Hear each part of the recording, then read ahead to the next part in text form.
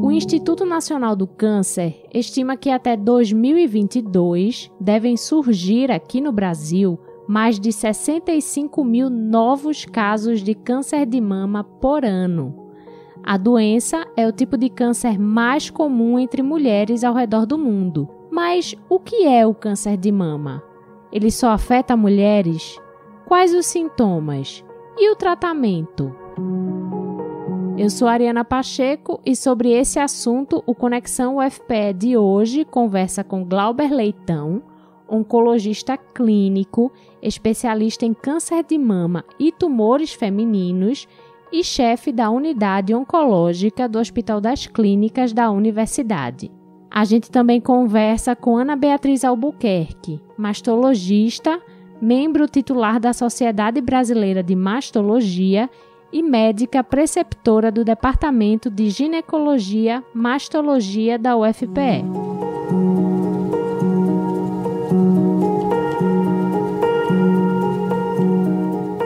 Glauber, eu quero começar essa nossa conversa te perguntando o que é câncer. Bom, o câncer é uma desordem que ocorre em nossas células. Essa desordem altera o comportamento normal da célula, fazendo com que ela se duplique, se multiplique sem nenhum freio, sem nenhum controle, e com isso ela pode adquirir também a propriedade de causar o que nós chamamos de metástase. Então, o câncer ela é uma doença que ocorre por uma alteração genética onde as células perdem o controle da sua multiplicação, da sua divisão. Basicamente, isso, de forma muito simples, é o câncer. E o que seria a metástase que você comentou aí? Então, a metástase é quando esse tumor inicial é capaz de produzir outros tumores à distância, em outras áreas que não a de origem. Um exemplo muito simples é um câncer de pulmão que se origina nas células do pulmão e que, com o passar do tempo, ele poderá adquirir a possibilidade de se espalhar com células tumorais em outros órgãos, como o fígado, como os ossos. Então, essas lesões à distância nós chamamos de metástases. Originaram-se do inicial, do primário, mas acometem regiões à distância. E Ana Beatriz, falando agora especificamente sobre o câncer de mama, como é que ele é diagnosticado? O câncer de mama, ele pode ser diagnosticado tanto através de uma alteração no exame físico da paciente, ou como o nosso objetivo principal dentro do contexto de rastreamento, como uma lesão subclínica. E aí, o exame padrão ouro para rastreamento, a fim da gente tentar identificar lesões suspeitas e fazer o que a gente chama de biópsias, é a mamografia. Então, através de um exame alterado, tanto clínico ou de imagem, se faz uma investigação através de métodos minimamente invasivos, que podem ser guiados tanto por mamografia como por ultrassom, para se fechar um diagnóstico. Tá? Então, o diagnóstico realmente ele é fechado através de uma avaliação do patologista, que é um exame da célula, né? E esse diagnóstico também pode ser feito através de biópsias cirúrgicas, mas idealmente hoje é através de exames de imagem, que se retira fragmento do tumor. E aí você falou sobre exames ultrassonográficos e a mamografia. Qual é a diferença dos dois? Porque tem mulheres que fazem a ultra, tem mulheres que fazem a mamografia, é preciso fazer os dois? O exame padrão ouro para rastreamento para a detecção de lesões subclínicas é a mamografia. A mamografia constitui-se nos feixes de raio-x, e aí você coloca a mama no aparelho chamado mamógrafo. Através dessa compressão, vai irradiar a mama em duas incidências, a fim de se estudar, fazer um filme dessa mama. A mamografia ela é extremamente sensível e específica para pacientes que têm mamas lipossubstituídas. As mamas lipossubstituídas são aquelas mais gordurosas. O tecido glandular, propriamente dito, ele é denso. E aí, na mamografia, ele é radiopaco, ele fica branco. E uma lesão mamária na mamografia também é branca. Então, a gente não tem a comparação do contraste, porque o branco no branco não é visualizada a lesão.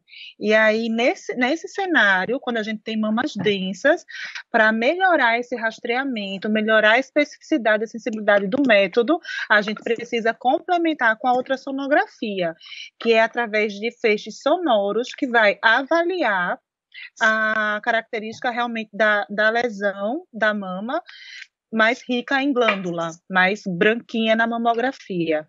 E falando sobre exames de rotina, né, que a mulher deve fazer, qual é que precisa ser a frequência desses exames? Ou a ultrassonografia ou a mamografia? Isso varia de acordo com a idade da mulher? Varia. O exame de rotina, certo, para as pacientes de baixo risco. O que seria uma paciente de baixo risco? Seria aquela paciente sem histórico familiar, sem mutação genética, que aumente risco para câncer de mama.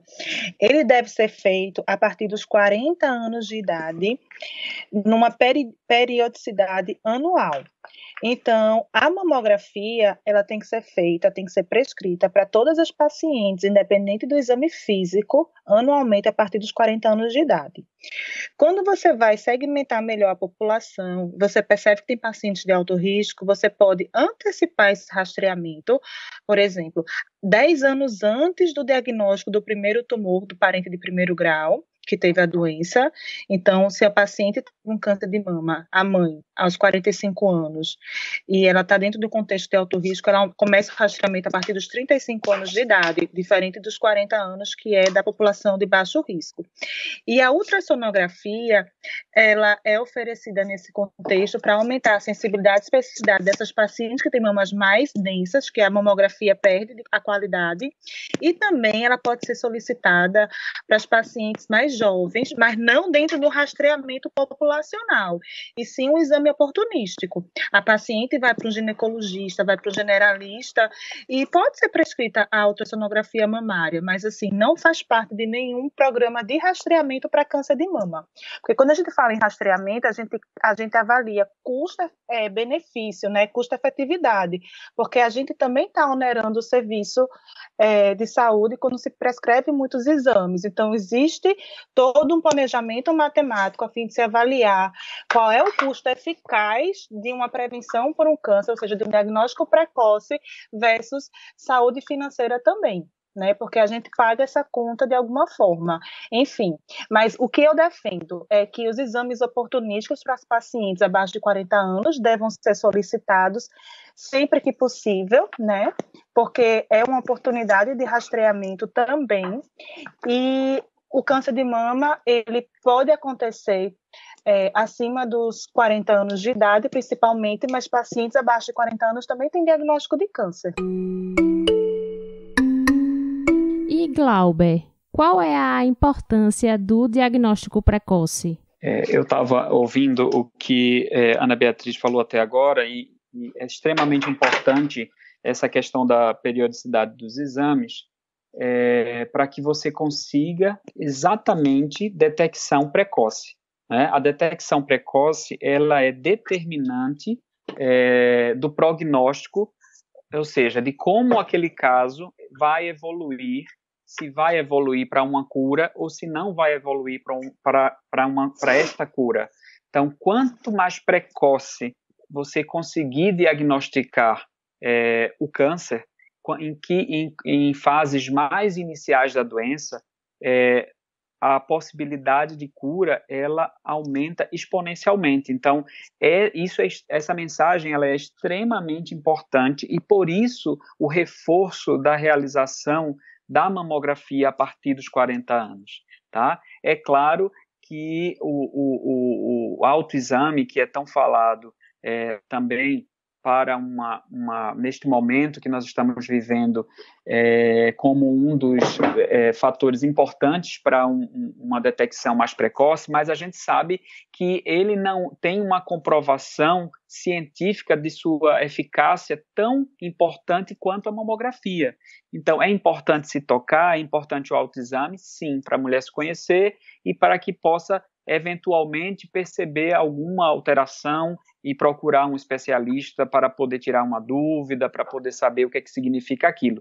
Mas a mamografia não, ele é o exame que cientificamente comprovado reduz a mortalidade, né? Reduz a mortalidade da população feminina. O câncer de mama, ele é o segundo câncer mais frequente, se a gente tirar todos os tumores de pele, em todo o mundo, ele é o segundo câncer mais frequente, ele perde apenas para o câncer de pulmão. Na população feminina é o número 1. Então, para reduzir mortalidade, né, para a gente conseguir cura, a gente precisa ter a detecção precoce e que é oportunizada pelo screening, pela mamografia. Eu gostaria só de reforçar que como política de rastreamento do Ministério da Saúde, infelizmente, a idade para início de rastreio a partir dos 50 anos e bianualmente, ou seja, um exame de mamografia para cada mulher de baixo risco a partir dos 50 anos e repetir esse exame a cada 2 anos. E a gente sabe que o perfil epidemiológico do câncer de mama no Brasil, tem até um estudo chamado Amazônia 3, que foi um estudo publicado pelo Grupo Brasileiro de Estudos de Câncer de Mama, que chama GBCAM. Ele teve como propósito avaliar a epidemiologia do câncer de mama no Brasil e ele teve como um dado importante que 43% dos cânceres de mama diagnosticados no Brasil, de forma geral, acontecem nas pacientes abaixo dos 50 anos de idade. Então, a Sociedade Brasileira de Oncologia Clínica, a Sociedade Brasileira de Mastologia, o Colégio Brasileiro de Radiologia, a FEBRASO, que é a Federação Brasileira de Ginecologia e Obstetrícia, batem na tecla do rastreamento anual a partir dos 40 anos de idade. Infelizmente, quando se tem um órgão que realmente ainda não atualizou esses dados, muitas pacientes perdem a oportunidade de fazer um rastreio, por exemplo, nesses mamógrafos móveis da prefeitura, que acontece dessas campanhas, porque elas ainda elas estão de acordo com a normativa do Ministério da Saúde. Então, é muito importante a gente reforçar esse dado, porque a gente está deixando de rastrear muita paciente, muita mulher abaixo dos 40, abaixo dos 50 anos e acima dos 40, certo? Se você for realmente ipsis litteris em relação à normativa do Ministério da Saúde. E todo caroço identificado nos seios durante os exames ginecológicos, a mamografia que a gente está falando aqui, esses exames de rotina, todo caroço é câncer? Não. A resposta à sua pergunta é não.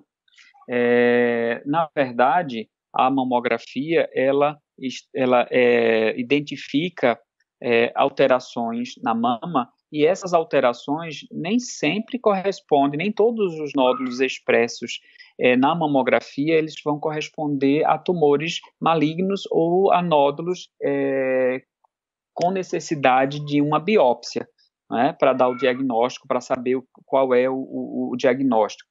Então, na verdade, não é só você fazer uma mamografia. A mamografia, como os demais exames complementares ou exames de rastreio, eles são exames que devem ser interpretados por um especialista.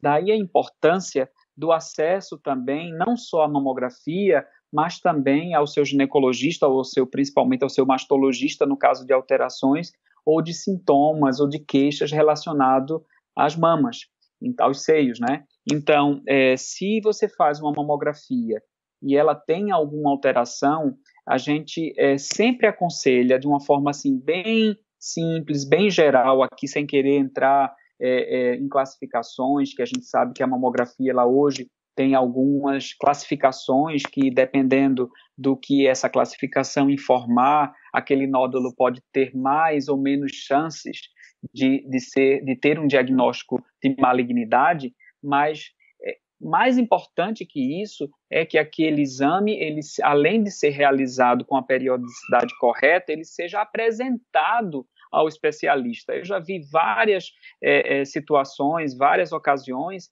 em que mulheres apenas faziam a mamografia, mas não tinham o acesso à consulta médica, a mostrar aquele exame para o médico, para o especialista, para que haja uma interpretação adequada. Então, a mamografia ela traz informações relevantes, mas não significa que toda alteração na mamografia é câncer. Não, mas é que deve ser interpretado, deve ser visto, deve ser apresentado ao médico para que ele possa, então, orientar e saber quais os próximos passos ou se é necessário algum outro complemento, uma biópsia, por exemplo. Ana Beatriz, quais são os fatores de risco associados ao câncer de mama? O fator de risco principal na atualidade é a obesidade. Quando se pensa em câncer de mama, muitas vezes os pacientes ficam com medo porque acham que o fator de risco principal é histórico familiar. Apenas cerca de 5 a 10% dos cânceres de mama tem realmente uma mutação genética familiar comprovada, tá? A grande maioria é o câncer de mama que a gente chama de esporádico. Ele surge sem uma mutação genética prévia. E a obesidade, ela está relacionada com, além de doenças cardiovasculares, distúrbios metabólicos, com vários tipos de câncer, dentre eles o câncer de mama. Mas ainda como fator de risco tem a menarca precoce, que é a primeira menstruação mais cedo, a menopausa mais tardia, o estresse, né? A gente vive num ambiente hoje em dia muito corrido, então as pessoas estão mais estressadas, isso pode justificar também a mudança da epidemiologia, cada vez mais mulheres mais jovens estão sendo diagnosticadas com câncer de mama, o sedentarismo, o uso de terapia de reposição hormonal, a nuliparidade, ou seja, não engravidar. Tem algumas mulheres que realmente priorizam a carreira, ou então engravidam mais tarde e optam por não engravidar, o não amamentar. Tudo isso é fator de risco para câncer de mama, consumo excessivo de álcool, fumo, mas o mais importante hoje eu acho que é a obesidade. A obesidade, ela é uma doença crônica. Se você for realmente pegar uma amostragem de pessoas, a grande maioria delas juntar com sobrepeso ou obesidade, isso aí está modificando muito a questão da promoção de saúde de uma forma geral. Inclusive, se me permite uma parte, é extremamente importante essa questão da diferenciação entre prevenção e diagnóstico precoce do câncer de mama. O que a gente quer incentivar com a realização dos exames da mamografia, mais especificamente, é a capacidade de um diagnóstico precoce e não a prevenção. A mamografia ela não previne o câncer de mama. Ela vai te dar uma informação que de forma mais precoce você conseguirá ter um diagnóstico e, com isso, um tratamento mais precoce. Quando a gente fala de prevenção, a gente fala de prevenção, principalmente a prevenção primária, que é aquela prevenção antes da ocorrência de qualquer doença, como o câncer de mama, são aquelas modificações, aqueles fatores modificadores de hábitos de vida, como a Ana Beatriz falou. A obesidade, esse aumento de calorias, aumento de peso, né, causa uma série de reações no organismo que podem corroborar com o aparecimento do câncer de mama. Mas, assim, alterações, prevenção com modificação de dieta, uma dieta rica em frutas, verduras, cereais, sei lá, diminuição de carne, a diminuição de sal ou carne processada, a não ingestão de álcool, a possibilidade de ter atividades físicas que tem um impacto extremamente positivo, não só na saúde mental, que faz muito bem, mas também reduzindo aí o risco A gente sabe que reduz aí o risco, em alguns estudos, até 25% das pessoas, comparado com as pessoas que não fazem atividades físicas. Então, são medidas simples, que a gente pode pensar que são simples, mas elas são extremamente eficazes como medidas preventivas para o câncer de mama. E Glauber, por que o câncer de mama ele é mais comum em mulheres acima dos 50 anos, já que a gente está aqui falando de fatores de risco? O câncer de mama ele sofre uma influência da exposição ao hormônio feminino, que é o estrógeno. Então, inclusive, um dos fatores de risco é esse tempo maior de exposição ao hormônio feminino. Então, por exemplo, por conta disso é que as mulheres de maior idade têm um risco mais aumentado que aquelas mais jovens. É por isso que nós vemos câncer de mama acima de 50 anos é muito mais frequente do que abaixo dos 50 anos, por esse tempo de exposição a fatores intrinsecamente hormonais. Mas eu poderia também elencar outros fatores, né? Como a redução de atividade física, por exemplo, que é muito mais comum assim, nessa idade mais, vamos dizer, acima dos 50 anos, a questão propriamente do que foi falado aqui da obesidade, enfim, uma série de fatores que contribuem, desses o mais importante é a exposição estrogênica, como o principal fator aí aumentado, que aumenta o risco do câncer de mama nesta população, acima dos 50. Ana Beatriz, quais são os sintomas do câncer de mama? Existem sintomas ou a gente só consegue identificá-lo através dos exames de imagem? Então, existem sim sinais e sintomas da doença. O nosso objetivo, do ponto de vista de tratar o câncer de mama, é tratar em estágios subclínicos, ou seja, quando não tem ainda os sinais e sintomas, tá? Mas o mais comum é uma nodulação, né, uma tumoração palpável, geralmente endurecida, via de regra não está associada à dor. Quando dói, vai ter realmente um volume de tumor de doença maior, que vai retrair os nervos, os tecidos adjacentes, mas via de regra esse nódulo não dói. Pode estar associado com uma descarga papilar, que é a saída de líquido pelo bico do peito, sanguinolenta, ou então cristalina, que a gente chama de água de rocha, via de regra uniductal, ou seja, só de um ducto em um dos lados da mama, porque aquela descarga colorida, bilateral de vários ductos está relacionada com doença benigna. Também pode ter alguma alteração na axila, um tumor duro na axila, uma pele em casca de laranja, uma vermelhidão local, uma retração da pele, enfim, são vários sinais e sintomas, e quando a mulher perceber qualquer alteração no seu exame físico, tem que buscar imediatamente uma ajuda profissional, né? Um médico, que vai depender realmente da questão do acesso, se vai ser um generalista, um ginecologista, um mastologista, mas ela tem que procurar um serviço de saúde para ser examinada por um profissional de saúde, de preferência, né, assim, profissional médico, né? E aí, o autoexame, ele é importante nesse contexto, para fazer com que a paciente, que a mulher, tenha um autoconhecimento do corpo, das mamas, e a partir daí, se perceber qualquer alteração, procurar imediatamente o serviço de saúde. Por quê? Isso é importante. Porque existe o que a gente chama de câncer de intervalo, que é aquele que acontece entre um intervalo de um exame normal e outro. E isso não é incomum. Alguns pacientes fazem a mamografia e antes do período de 1 ano, elas aparecem com sinais ou sintomas clínicos da doença. E aí se questionam, mas doutora, meu exame está na validade ainda, tem menos de 1 ano, por que isso aconteceu? Né? Por vezes era um tumor muito inicial que realmente não foi perceptível no exame, às vezes é um tumor de biologia molecular mais agressiva que ele surge de fato nesse intervalo de tempo entre exames. Então esse autoconhecimento ele é importante para fazer com que a paciente ela busque ajuda quando ela perceber algo diferente nela. Glauber, toda mulher que é diagnosticada com câncer de mama precisa retirar a mama e também passar por um tratamento oncológico como a quimioterapia?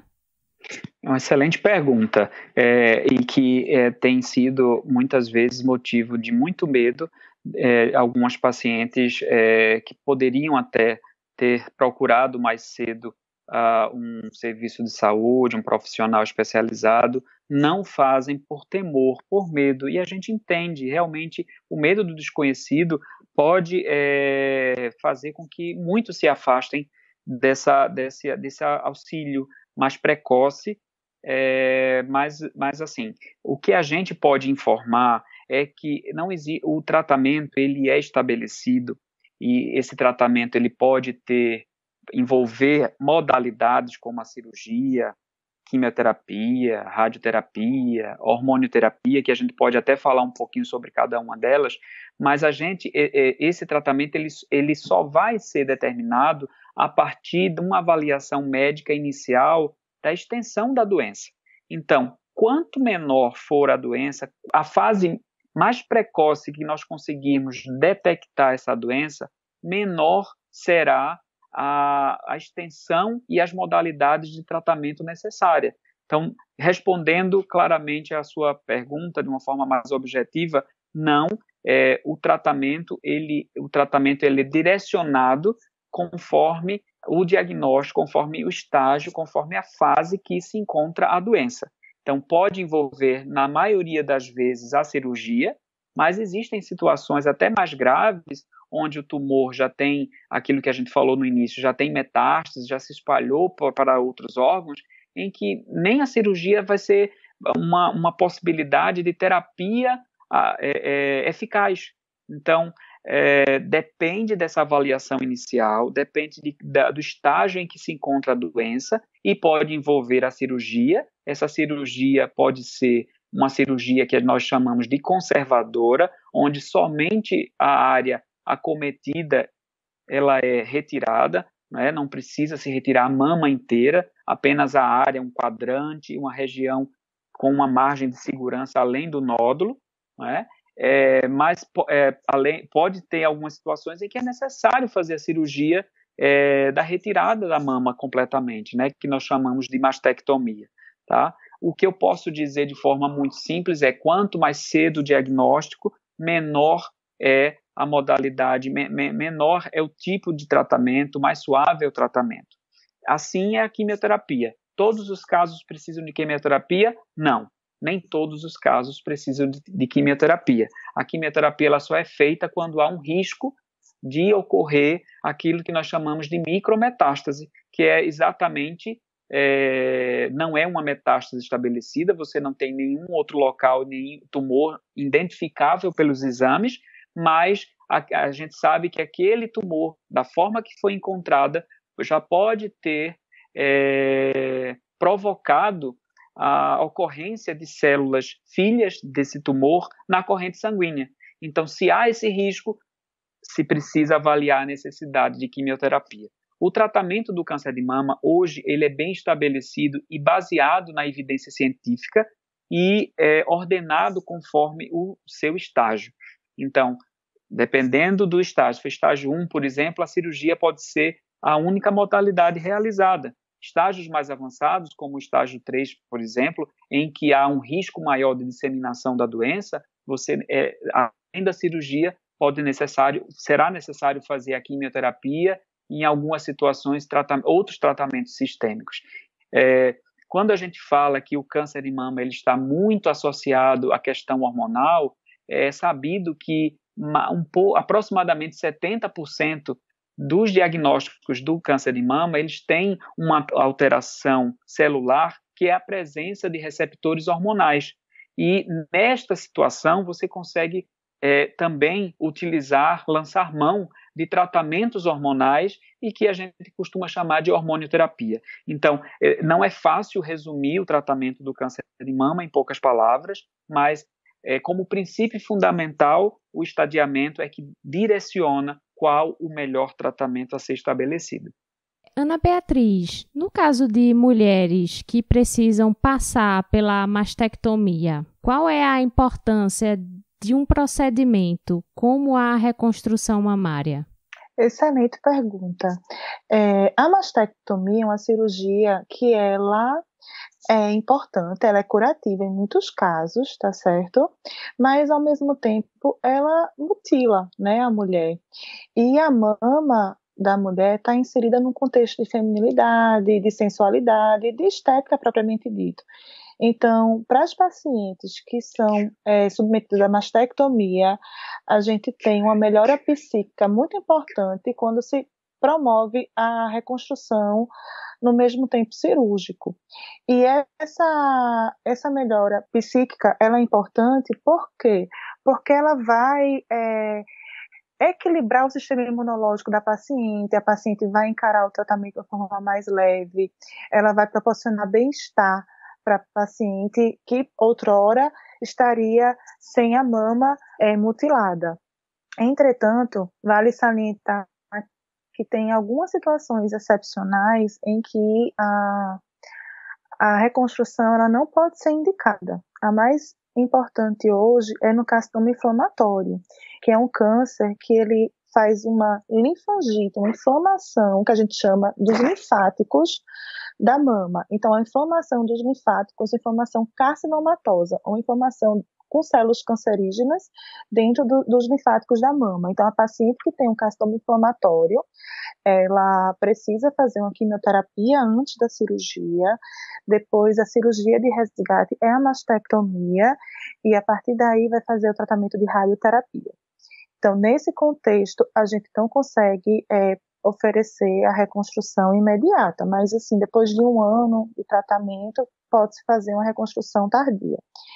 Em relação aos avanços do diagnóstico e até mesmo do tratamento sistêmico do câncer, tem pacientes que têm um tumor no diagnóstico já mais avançado e que tem indicação de quimioterapia, que a gente chama de neoadjuvante, que é antes da cirurgia, e esse tumor regride bastante ao ponto de muitas vezes não ser nem mais identificado na peça cirúrgica.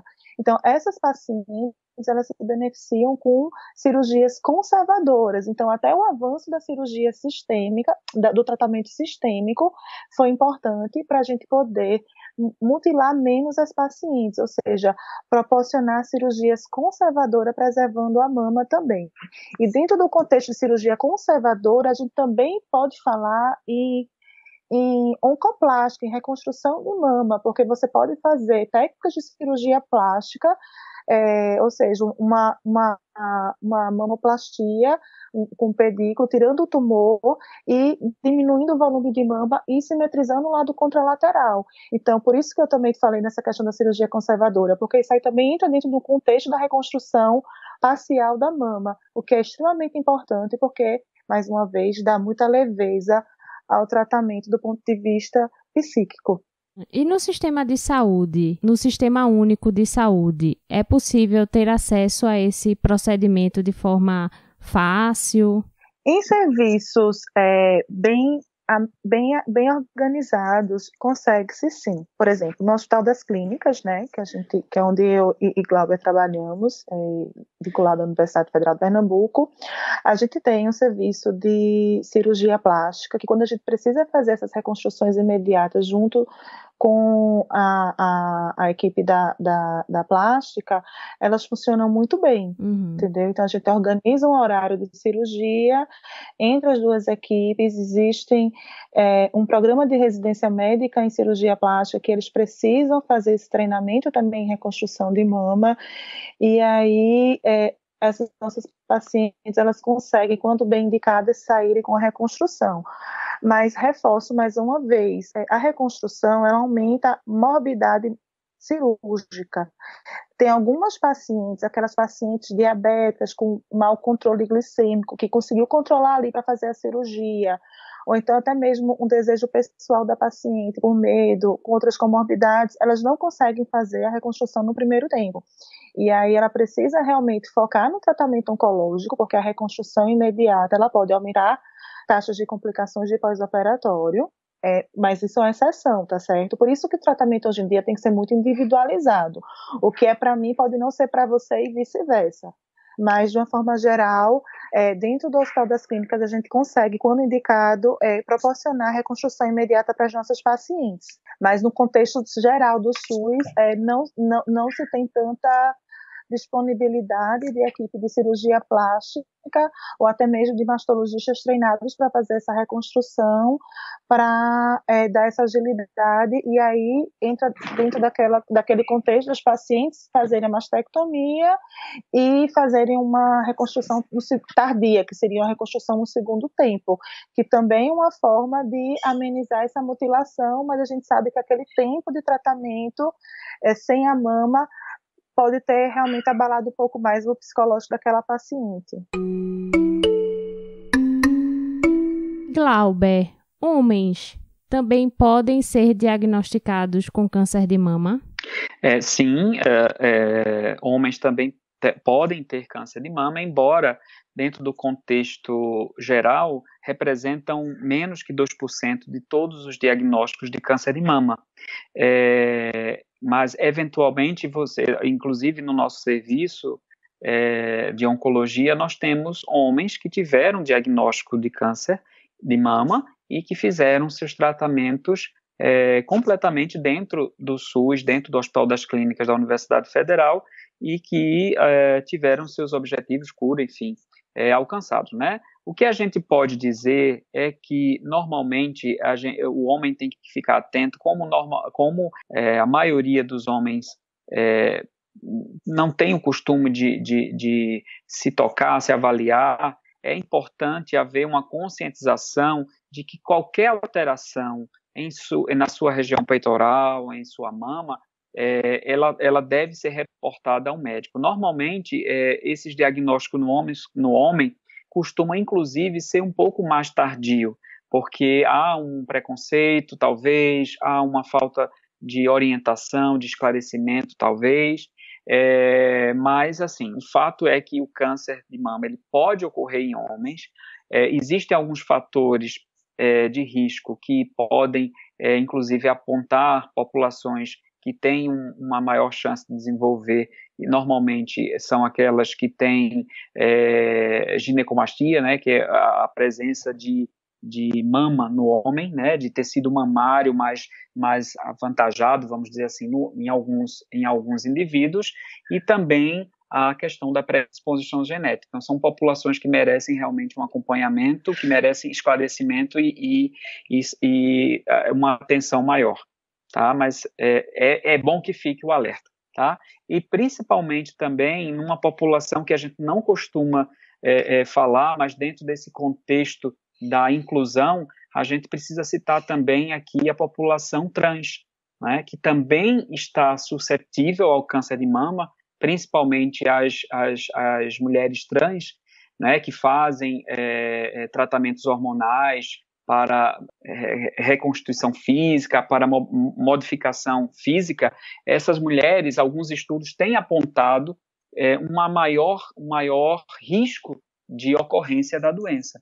Então, fica aqui também um alerta para os homens e para a população trans também, que precisam ter cuidado com a sua saúde, enfim, contra o câncer de mama, no caso.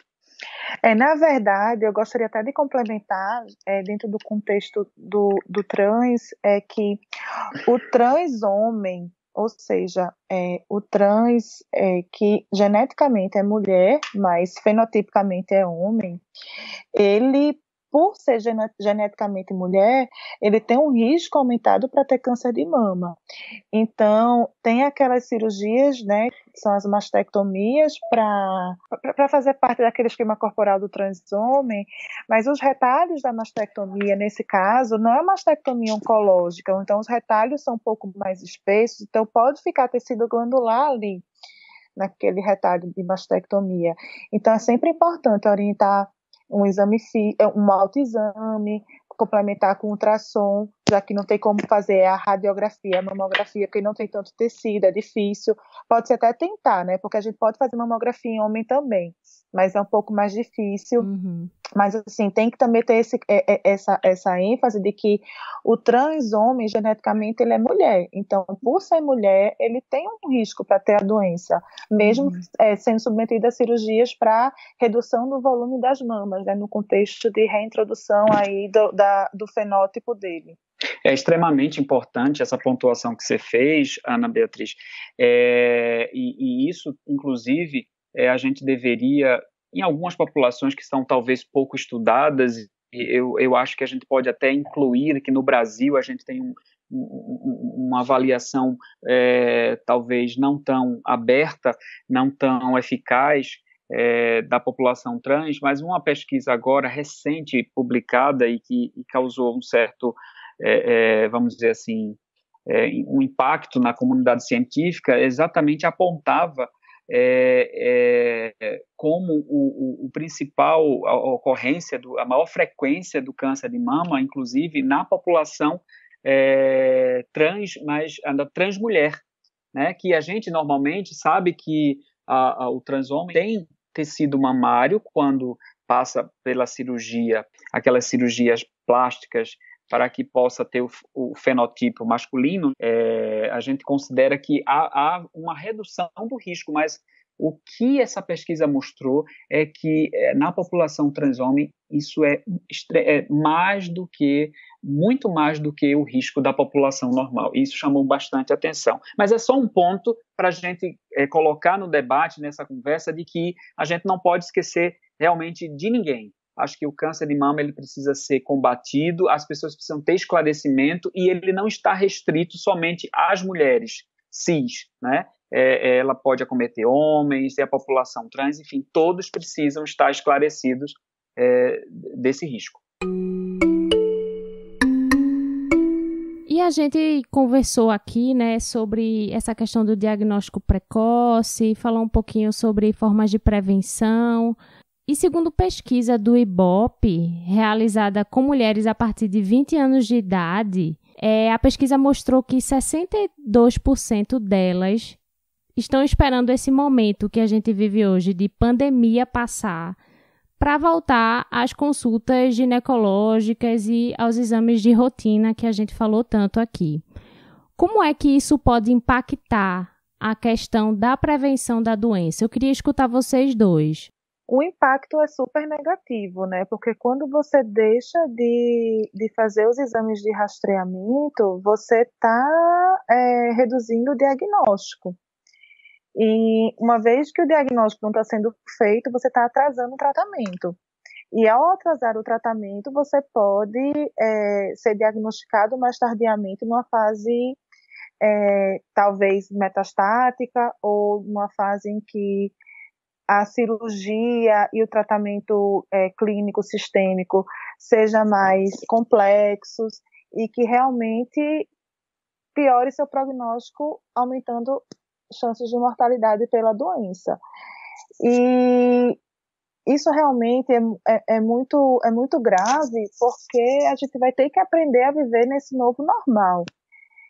E concordo que durante o auge da pandemia, o certo era ficar em casa mesmo, era tentar não superlotar o sistema de saúde, né, não haver, para que, enfim, para que o que a gente tinha medo no começo era que não tivesse respirador, que não tivesse leito de UTI, que não tivesse realmente condições de receber um paciente com Covid por causa do boom da epidemia. Mas agora a gente tem como respirar e tem como selecionar bem, estratificar os graus de importância de cada problema. A gente vai ter que conviver com diversos tipos de problema da melhor forma possível. Então, procurar um serviço médico, portando máscara, não tirar a máscara para falar com ninguém, porque a gente escuta com o ouvido, não é com a boca. Acho que a boca tem muita importância na leitura labial, mas a gente escuta pelo ouvido. Então, assim, é comum, às vezes, os pacientes, quando vai falar com você, tirar a máscara, ou então tá no hospital e fica sem máscara. Limpar sempre as mãos, passar álcool gel, Então, tem que ter essas noções de educação realmente básicas, bem enraigadas, porque a gente tem que conviver com esse novo normal. Então, não dá para ficar atrasando o diagnóstico, atrasando o tratamento por causa do Covid. É aprender a viver, a conviver com a pandemia, independente do, né, assim, enfim, conviver com o problema e fazer esse rastreamento. Quando a gente fala desse momento da pandemia do Covid-19, a gente tem que pensar em dois aspectos no que tange a questão do câncer. A primeira delas é que, assim, existe até uma campanha atualmente em curso que diz que o câncer não faz quarentena. Então, quem está em tratamento oncológico, neste momento que a gente está vivendo, eles não podem interromper esse tratamento oncológico, né? Eles não podem parar o tratamento por conta da pandemia. Então, esse é o primeiro ponto.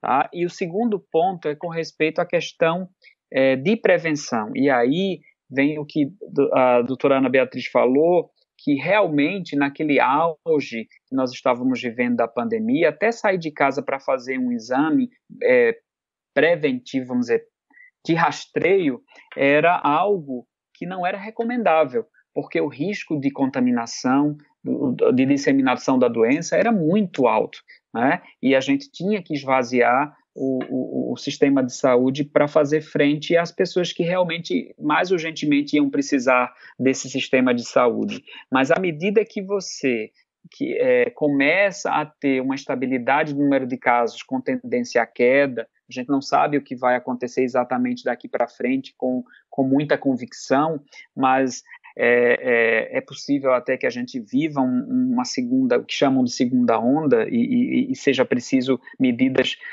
mais rigorosas, mas enquanto nós não vivemos, eu acho que a gente precisa oportunizar essa conscientização para que toda mulher, faça o seu exame anual, né? Acima dos 40 anos, se não tem nenhum histórico familiar, né? Aquela de baixo risco, que foi tão bem explicado por Ana Beatriz, ela procure um serviço de saúde e faça a sua mamografia. É importante, né? A gente não pode negligenciar esse momento de diagnóstico precoce, porque senão nós vamos pagar muito caro lá na frente, com a ocorrência de tumores em estágios avançados, mais avançados, e com o aumento da mortalidade pelo câncer. E outubro é considerado o mês de conscientização sobre o câncer de mama. É o chamado Outubro Rosa, né? Qual é a importância de uma campanha como essa? Desde a década de 90, que foi pela primeira vez mencionado esse mês de conscientização, né? Até uma fundação americana que inicialmente lançou esse movimento e foi acompanhada por organismos hoje que estão em todo o mundo. É um mês celebrado internacionalmente, exatamente porque o câncer de mama, especificamente, ele tem uma extrema importância, é extremamente relevante em termos de saúde pública, né? A gente, no mundo, é estimado que o câncer de mama seja o câncer responsável por mais de 1/3 dos tumores malignos na população feminina, e isso leva à segunda causa mais comum de morte por câncer na mulher. Então, não é algo simples, é algo extremamente relevante que você consiga conscientizar a população sobre formas de um diagnóstico precoce, né? Especificamente a extrema importância que há no exame de mamografia. Então, eu acho que o Outubro Rosa ele tem que ficar marcado como um mês de conscientização para que as mulheres possam fazer o diagnóstico precoce. A gente não está falando de prevenção, tá? A prevenção a gente celebra todo mês. Temos que se prevenir, né, ter hábitos de vida saudáveis, não fumar, dizer não ao tabagismo, ao álcool, etc., ter atividades físicas o ano inteiro, mas o mês de outubro é o mês dedicado à conscientização. Então, se você já completou 40 anos, se você tem mais que 40 anos, você precisa procurar o médico, ou o seu mastologista, ou o seu ginecologista que seja, para que você tenha acesso à mamografia anual. E isso a gente nunca pensa, a gente pensa em tudo, mas a gente nunca pensa que pode acontecer com a gente. E a gente sempre tem ouvido isso nas consultas, né, com os pacientes que chegam recém-diagnosticados. Eu nunca imaginei que aconteceria comigo, eu nunca imaginei, não tendo casos de câncer na minha família, ou eu nunca tive ninguém com câncer de mama na minha família, enfim. A verdade é que, como Beatriz falou, menos de 5 a 10% das pessoas têm histórico familiar de câncer de mama. É um câncer de origem, vamos dizer assim, genética, hereditária. Então, que fique o alerta do Outubro Rosa para eu brinco, Glauber, eu brinco que o meu ano é rosa, então assim, o ano todo é rosa, e é realmente isso, o ano é todo rosa, e essa prevenção entra dentro desse contexto de fazer a mamografia anualmente a partir dos 40 anos de idade, e a gente está até extrapolando essa prevenção do ponto de vista de exames, né, de rastreio, para a mudança no estilo de vida mesmo. Não adianta a gente fazer o rastreamento todo ano também se não tiver essa concepção de que precisa mudar hábitos de vida a fim da promoção da saúde. E aí o lema até do Outubro Rosa desse ano pela Sociedade Brasileira de Mastologia é quanto antes melhor, exatamente para estimular as mulheres a procurarem os serviços de saúde para realizar seus exames de mamografia, para iniciar uma atividade física, para se alimentar melhor, combater o sedentarismo, né, fazendo atividade física, controle de obesidade, de estresse, enfim. Quanto antes você mudar a sua vida e fazer suas mamografias periódicas, melhor para se evitar ou se diagnosticar precocemente um câncer de mama. E a partir daí levar a cura da doença. E a cura do câncer de mama ele pode chegar a 95% nos estadios iniciais, nos estadios subclínicos principalmente. Então, assim, é uma doença potencialmente curável de verdade, né? Então, o diagnóstico ele é difícil, mas a gente tem que deixar essa mensagem que a gente consegue curar o câncer de mama nos dias de hoje, com os avanços da medicina. Por isso que é tão importante essas noções de autocuidado.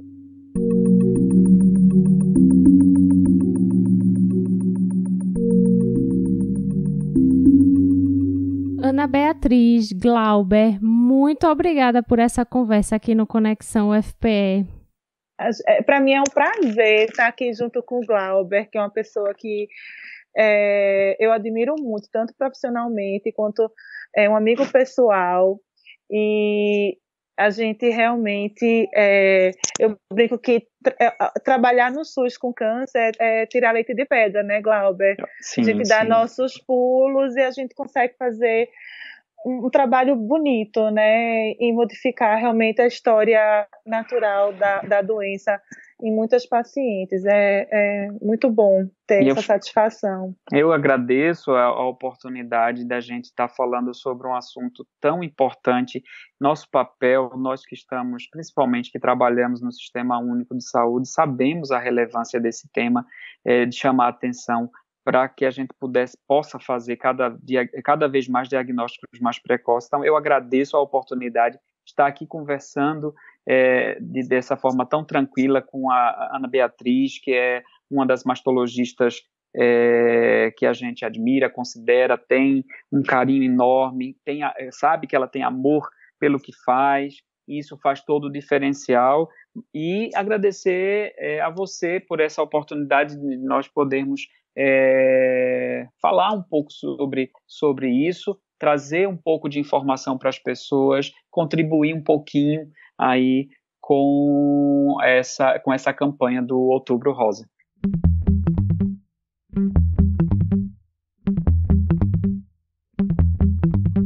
Esse foi o Conexão UFPE, uma produção da Assessoria de Comunicação da Universidade. Você pode falar com a gente através da página facebook.com/UFPE @conexãoufpe ou através do Twitter, @conexãoufpe. Deixa lá a sua sugestão ou comentário. Eu sou a Ariana Pacheco e vou ficando por aqui, mas estou de volta na semana que vem. Até lá!